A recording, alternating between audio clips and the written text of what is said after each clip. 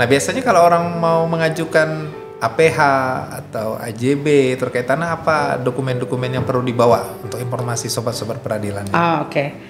Yang pasti KTP, lalu KK, dan sertifikat aslinya atau alas hak sebelumnya, misalnya akte camat, akte notaris, atau sudah sertifikat gitu.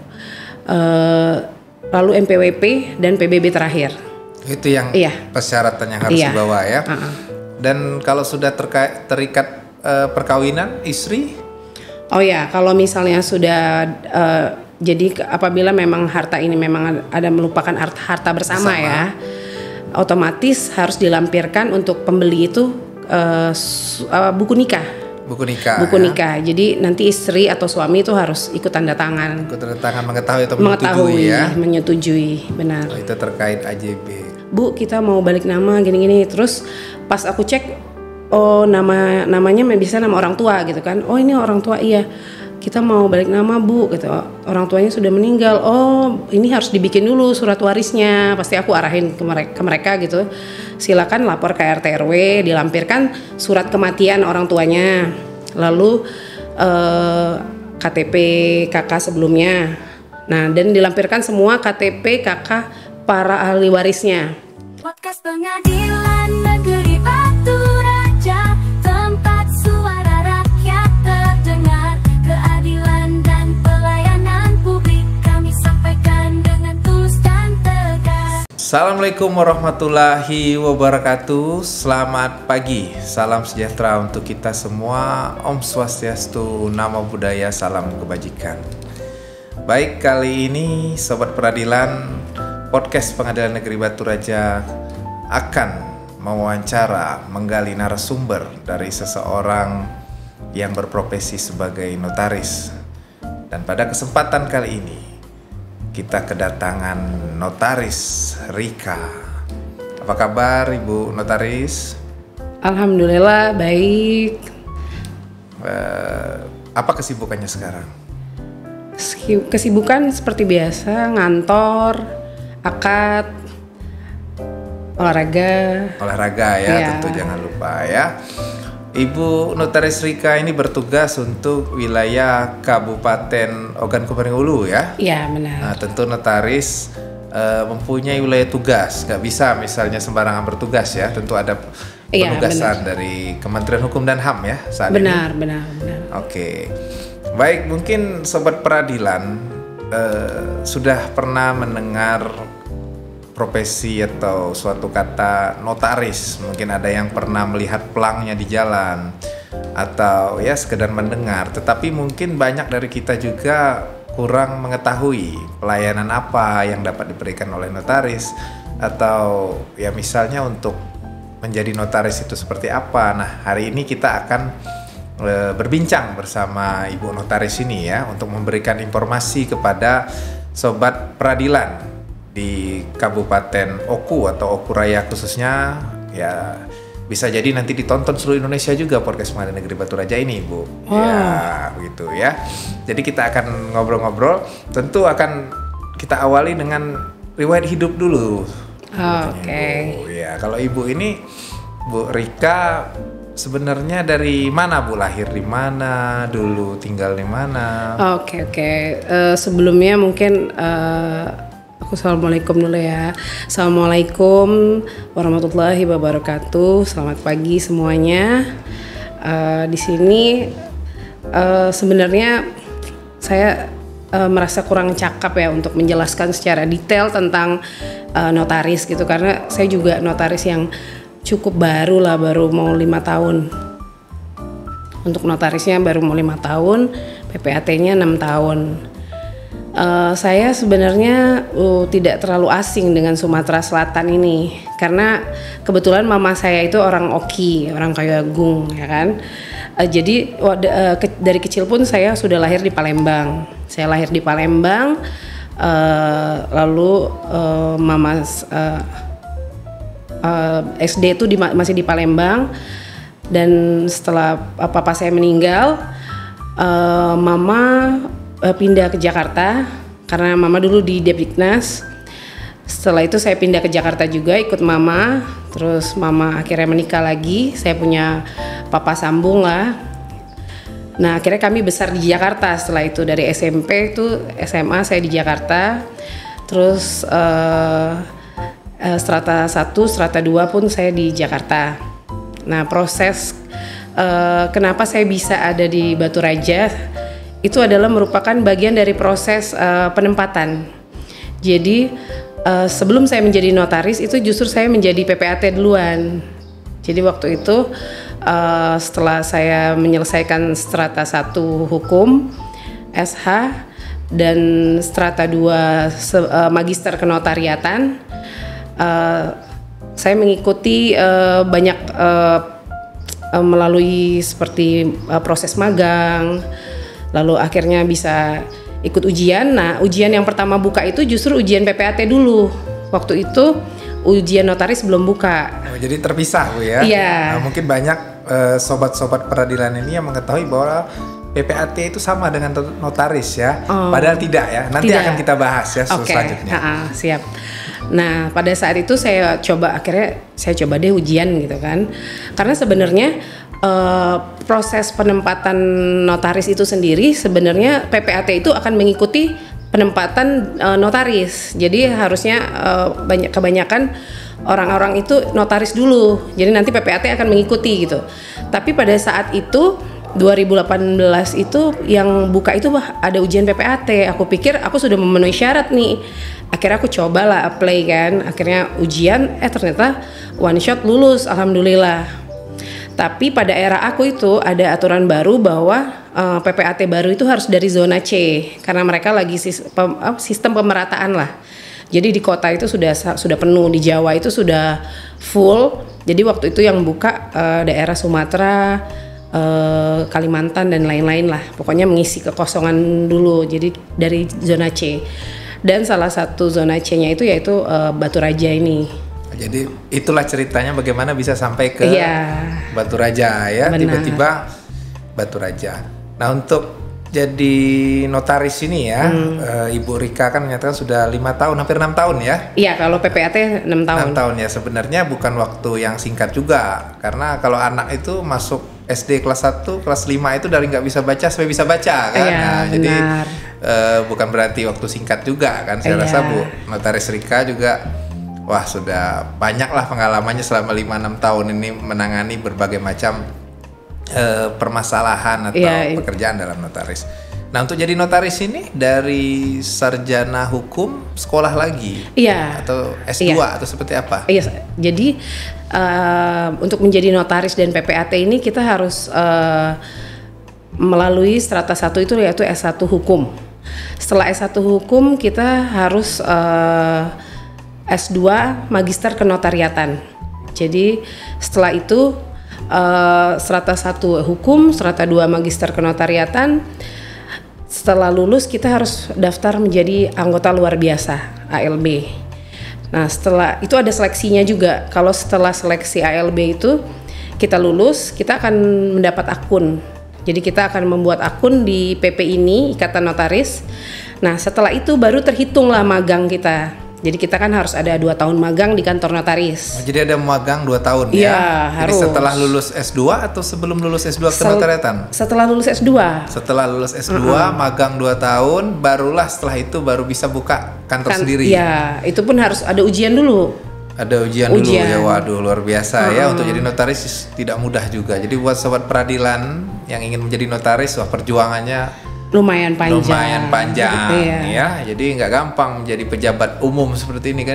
Notarisnya sebagai pejabat umum kan, dalam undang-undangnya tidak mudah, ada proses yang harus dijalani ya. Setelah itu barulah diangkat menjadi notaris. Itu ada penempatan juga ya? Iya, ada penempatan. Itu dan notaris itu kita ini kan notaris di bawah 2 kementerian. Untuk notaris kita di bawah naungan Kementerian Hukum dan HAM. Dan untuk PPAT kita di bawah naungan Kementerian ATR BPN. Nah, jadi ada 2 ujian yang harus kita lakukan. Karena kita ada 2 sumpah jabatan kan. SK pun kita ada 2 SK. Jadi ada SK dari Menkumham, ada SK dari ATR BPN. Nah, proses tersebut ya lumayan panjang juga. Di PPAT kita harus magang di kantor BPN. Jadi saya juga pernah magang di kantor BPN di Jakarta Pusat. Itu selama 6 bulan. Setelah surat magang keluar, itu baru kita bisa ikut ujian. Karena itu salah satu syarat. Seperti itu ya Bu ya.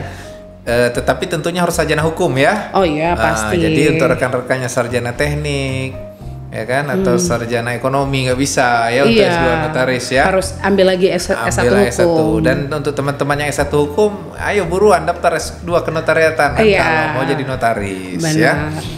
Baik, tadi kita sempat menyinggung ada PPAT, ada notaris. Apa sih sebenarnya Ibu perbedaan antara notaris dengan PPAT itu? Jadi perbedaannya sendiri, kalau notaris itu memang produknya berbeda dengan produk PPAT. Yang pasti kalau produk notaris itu lebih seperti pengikatan jual beli, tapi di PPAT juga ada, cuman produknya beda, aktenya juga beda. Lalu jenis akte PPAT dan notaris bisa lebih spesifik lah ya. Kalau misalnya akte PPAT itu dia hanya ada 8 produk seperti SKMHT atau hak tanggungan, akte hibah, akte waris, jual beli PPAT, dan imbreng, terus akte pembagian harta bersama. Jadi cuma 8 itu ya, kalau PPAT. Sisa di luar dari itu notaris. Notaris. Oh seperti itu ya, karena banyak orang berpersepsi sama ini seperti itu kan. Samanya itu ya emang harus menghadap. Jadi apapun itu produknya, para pihak harus menghadap, itu kesamaannya. Jadi setiap para pihak harus menghadap dan berani membuktikan dan menjelaskan data dirinya kepada notaris tersebut gitu. Kalau misalnya tidak menghadap ya nggak jadilah itu aktenya. Nggak jadilah. Iya, karena kita akan cek satu persatu kan, dari KTP, KK, bahkan sekarang MPWP juga. Jadi kesamaannya ya harus menghadap. Ya, jadi orang yang ingin membuat akte itu harus menghadap ya. Iya, dan notaris memastikan identitasnya. Benar. Apakah memang betul orang itu? Benar. Kan, sebagai yang bernama itu. Iya. Kan? Baru kita bisa mencatatkan. Gitu. Layanan-layanan apa yang biasa kebanyakan di Batu Raja ini untuk kantor notaris? Kalau di Batu Raja ini aku sih banyak banget itu APH ya, akte pelepasan hak. Jadi rata-rata karena memang mungkin mereka kadang mereka sudah merasa aman ya dengan pelepasan hak. Jadi mereka nggak mau lanjut lagi tuh naik misalnya ke balik nama atau ke sertifikat gitu. Jadi kebanyakan sih yang aku kerjain tuh APH. Tapi berhenti di APH, tidak dilanjutkan balik nama. Jarang lah. Ada yang memang langsung lanjut gitu. Tapi kebanyakan mereka APH gitu. Ya, dan proses balik nama kan bisa juga melalui notaris. Bisa banget. Bisa. Karena memang sekarang pun balik nama emang harus melalui notaris. Kalau mungkin 2 tahun yang lalu itu nggak bisa, masih bisa gitu. Istilahnya Bu beli aktenya aja gitu. Ada yang kayak gitu. Tapi tetap kalau sekarang nggak bisa karena semua harus dari akun notaris. Jadi kita upload data, verifikasi pajak-pajak, pajak PPH, PPHTB itu semua dari akun kita. Jadi sekarang proses balik nama harus melalui notaris. Harus melalui notaris ya. Oke, kalau misalnya lewat akte jual beli camat dulu kan, kalau zaman dulu itu apakah masih bisa sekarang Ibu? Sebenarnya bisa, akte SPH camat ya itu masih berlaku gitu. Cuman kalau memang istilahnya mau dinaikkan, misalnya biasanya kan dari akte camat nih mau dipecah lagi atau apa, nah itu bisa pakai akte notaris kayak gitu. Cuman bisa juga langsung dari akte camat itu mau disertifikasi itu bisa.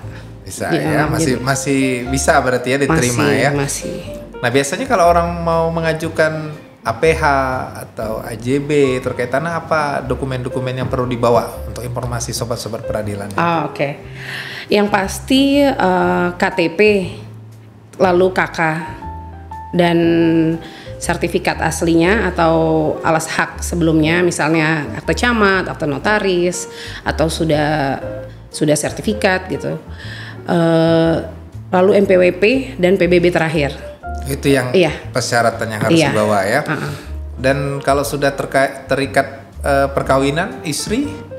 Oh ya, kalau misalnya sudah jadi apabila memang harta ini memang ada merupakan harta bersama ya, otomatis harus dilampirkan untuk pembeli itu buku nikah. Buku nikah. Jadi nanti istri atau suami itu harus ikut tanda tangan.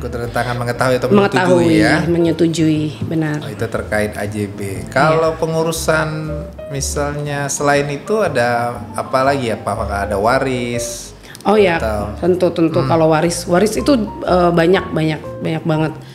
Jadi kalau untuk waris ini memang agak berbeda ya. Kalau waris itu pasti saya sebagai notaris akan memintakan namanya surat SKW, surat keterangan waris. Yang mana kalau di daerah sini di Oku otomatis surat SKW-nya itu dibuat di kelurahan, diketahui camat. Dan penghantar RT RW. Biasanya pasti kalau mereka datang nih ke kantor notaris, Bu kita mau balik nama gini-gini. Terus pas aku cek, oh namanya bisa nama orang tua gitu kan. Oh ini orang tua, iya kita mau balik nama Bu gitu. Orang tuanya sudah meninggal. Oh ini harus dibikin dulu surat warisnya. Pasti aku arahin ke mereka gitu. Silakan lapor ke RT RW, dilampirkan surat kematian orang tuanya. Lalu KTP kakak sebelumnya. Nah, dan dilampirkan semua KTP kakak para ahli warisnya. Nah, nanti di situ RT RW akan ke kantor kelurahan. Di sana mereka sudah punya formatnya lah istilahnya. Sekarang kalau nggak salah itu mereka lebih spesifik. Jadi satu surat SKW itu misalnya satu untuk kegiatan, misalnya untuk balik nama sertifikat nomor sekian-sekian, misalnya kayak gitu. Atau untuk pengurusan asuransi apa-apa gitu. Nah itu harus dilampirkan semua tuh ahli warisnya dan ada 2 saksi biasanya. Jadi kayak kami kan kantor notaris juga ada saksi kan. Nah begitu juga di kelurahan yang diketahui camat itu. Jadi nanti mereka akan buat dulu, setelah jadi nanti ada namanya surat keterangan waris, surat pernyataan waris, atau biasanya kalau warisnya nih rame nih, misalnya ada 4 orang 5 orang, itu akan dikuasakan. Jadi ada surat lagi namanya surat kuasa waris. Nah setelah itu jadi ada nomor register kan, nomor register terus tercatat di kelurahan tersebut, baru mereka bisa bawa ke kantor notaris. Seperti itu ya, karena memang ada sebagian bank yang mensyaratkan dokumen untuk pencairan rekening itu harus dari notaris kan. Ada juga yang cukup dari desa atau kelurahan yang diketahui camat ya. Benar. Jadi untuk sobat peradilan yang ingin mengurus dokumen ahli waris atau surat pernyataan ahli waris, surat keterangan waris ya, atau kuasa waris ya, seperti yang telah disampaikan tadi ya, harus ke RT dulu, urus surat nanti ke desa pun sudah mempunyai formnya. Setelah itu semua baru bawa ke notaris. Jadi tidak bolak-balik ya, nanti orang ke notaris dulu baru ini. Jadi mending melalui podcast ini diinformasikan seperti itu ya buat teman-teman. Udah ada pengetahuan nih dari podcast. Ada pengetahuan. Nah, selain waris apalagi yang banyak? Kebetulan CV dan PT sih. Nah itu juga CV dan PT juga itu. Karena sekarang ini kan pemerintah lagi menggalak-galakan untuk UMKM ya kan. Tentu benar. Dengan kita membuka perusahaan kita jadi membuka lapangan kerja kan. Jangan bekerja mulu sama orang, tapi kita harus buka perusahaan. Benar. Nah, jadi ini informasi ini juga penting. Nah, untuk PT dan CP ini apa yang diperlukan persyaratan kalau orang mau buka PT? PT dulu deh. PT. Kalau notaris. Kalau PT itu kan badan hukum ya. Jadi persyaratan PT itu minimal 2 orang. Sekarang minimal 2 orang. Terus dia harus ada KTP, MPWP, dan mereka yang pasti harus menghadap. Nah, lalu sebelum pembuatan CP pasti saya pasti saya akan minta istilahnya ada ART mereka lah gitu. Jadi ada kop surat, cap, domisili PT, alamat PT, lalu nama PT tersebut, karena kan kita harus pesan nama kan, takutnya namanya tidak available atau apa, jadi mereka harus siapkan minimal 2 atau 3 nama lah, karena aku harus cek dulu. Nah setelah proses itu yang pasti email, nomor telepon, karena kita harus input data kan, sekarang kan connect semua kan ke pajak, terus ke AHU online, ke akun aku.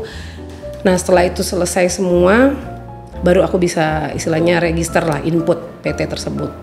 Kurang lebih sih syaratnya sama CV sama sih. Kurang lebih sama. Kurang lebih sama. Ada yang menghadap anggaran dasar ya.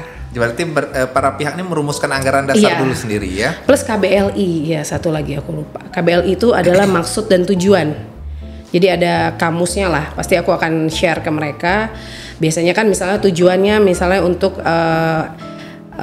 jual beli, misalnya untuk tambang, tambang, ya armada, atau dia buka Indomaret, warung gitu, atau buka eceran, apapun itu harus aku tuliskan di dalam akte karena ada maksud dan tujuan, dan untuk kemudahan juga pada mendaftarkan ke OSS kan. Karena kan aku biasanya juga diminta untuk bikin NIB-nya juga, kayak gitu. Seperti itu ya. Jadi ya sebenarnya kalau saya lihat ya nggak terlalu ribet juga ya. Iya. Yang penting bawa, datang, dan berapa hari selesai biasanya? Kalau aku biasanya kalau datanya lengkap, terus server tidak down, paling 1-2 hari udah jadi. 1-2 hari sudah jadi ya. Waduh, cepet sekarang. Apakah ada sistem online juga? Iya, benar. Sekarang semuanya alhamdulillah ya, kalau tidak mati lampu atau server tidak down, cepet sih. Aku pernah bikin CV itu 1 hari jadi. CP. Kalau PT sama juga? Iya, tapi ya karena kadang itu yang repot itu pas kita tektok sama si kliennya itu loh. Kadang kan mungkin mereka juga ada aktivitas lain, sementara saya menunggu nomor OTP gitu kan. Jadi kalau mereka sedang tidak available, otomatis tertunda gitu. Oh iya, jadi kalau memang mau cepet ya kita harus kompak. Harus kompak. Iya. Antara notaris dengan yang orang yang mengajukan itu ya. Iya, benar. Baik Sobat Peradilan, kita sudah berbincang panjang dengan Ibu Notaris. Banyak informasi yang diberikan beliau. Tentunya informasi yang bermanfaat bagi kita semua. Barangkali ada sahabat peradilan yang ingin membuat badan hukum atau mengurus akte waris, ataupun ada yang ingin peralihan hak. Nah itu tadi sudah kita sampaikan secara garis besar dokumen-dokumen apa ataupun prosedur yang perlu ditempuh. Dan bahkan jika sahabat peradilan yang ingin menjadi notaris juga tadi kita sampaikan. Iya, benar. Tapi jika ingin memang informasi lebih mendetail, ya bisa ditanyakan langsung nanti ke Bu Notaris Rika ya. Bisa di searching di Google ya. Benar. Di mana kantornya, karena notaris tidak boleh mengiklankan diri ya. Benar. Kena sanksi. Kena sanksi ya. Nah, jadi itu searching saja di Google ya. Ada kok Rika Melantika. Rika Melantika. Saya rasa obrolan kita cukup sampai di sini. Nanti jika memang masih ada atau penontonnya menyampai 1 juta viewer misalnya ya. Amin. Nanti kita akan ngobrol lagi dengan Ibu Iya. Rika. Sebelumnya aku juga boleh ya Pak Vega ya. Aku mungkin ya namanya kita manusia ya, banyak salah dan hilaf. Mungkin ada penjelasan yang kurang lengkap atau kurang memuaskan gitu. Aku mohon maaf. Mungkin nanti bisa ditanya langsung kalau pas ketemu aku, atau ya di Google aja. Oke. Baik, biasanya sebelum kita tutup untuk narasumber kita tanya bagaimana kesan dan pesan untuk Pengadilan Negeri Batu Raja. Kesan dan pesan. Aku jujur baru pertama kali ya masuk ke Pengadilan Negeri. Aku lihat tempatnya bagus, bersih, asri. Oke lah, minimalis gitu tapi sangat nyaman gitu. Oke, terima kasih ya. Ya, semoga nanti bisa kami tingkatkan lebih lagi ya. Itu untuk mendukung layanan prima kami untuk masyarakat. Amin. Di Oku Raya ini. Baik, Sobat Peradilan, saya akhiri ngobrol-ngobrol kita dengan wabillahi taufiq wa hidayah. Wassalamualaikum warahmatullahi wabarakatuh.